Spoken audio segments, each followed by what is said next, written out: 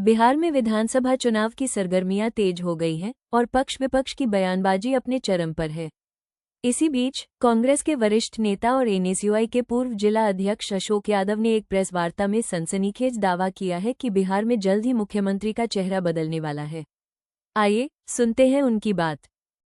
हम लोग कांग्रेस पार्टी की तरफ से आए हैं।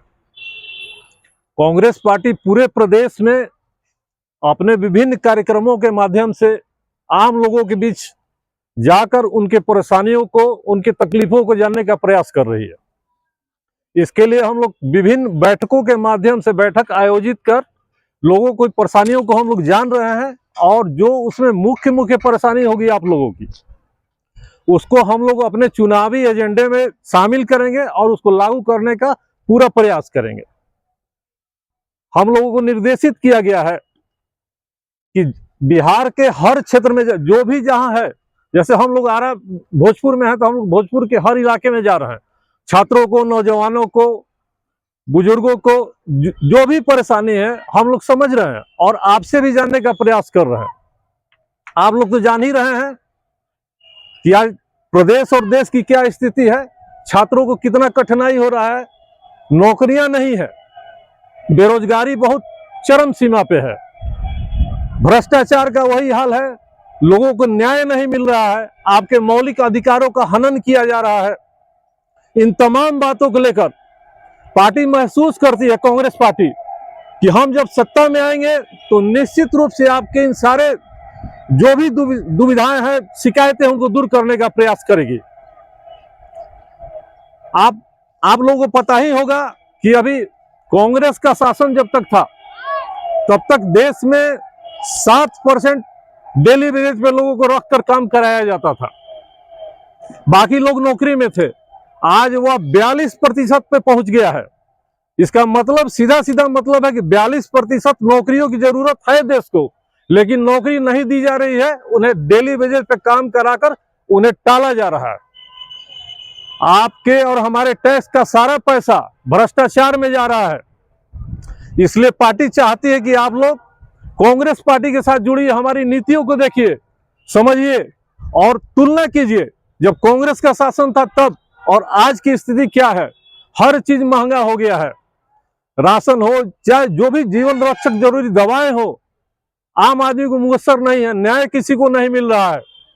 इन तमाम बातों को लेकर हम लोगों ने, हमारी पार्टी ने तय किया है कि महागठबंधन, जैसे बिहार में महागठबंधन की सरकार आती है, हम लोग यहाँ महागठबंधन में, तो निश्चित रूप से नौकरियों की बाढ़ आ जाएगी। जो नौकरी आज ये लोग रोके हुए हैं और डेली बेसिस पे काम करा रहे हैं, उन्हें बंद करके परमानेंट नियुक्ति की घोषणा सरकार करेगी। और बहुत सारी बातें हैं, लेकिन अभी विस्तृत नहीं करना, अभी केवल आपका विचार हम लोगों को जानना है। पार्टी का ऐसा निर्देश है कि लोगों का विचार जानिए और जो मुख्य आपका मुद्दा होगा उसे हम लोग अपने एजेंडे में लागू करेंगे और उसे पूरा कराने का भरपूर प्रयास करेंगे।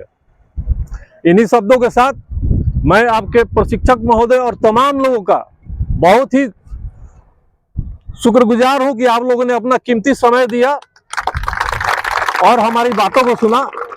हमारे बीच बिहार बार काउंसिल के सदस्य श्री पन्नक कुमार त्रिपाठी जी हैं। मैं चाहूंगा कि 2 शब्द आप भी कुछ कहें। 2 शब्द। धन्यवाद।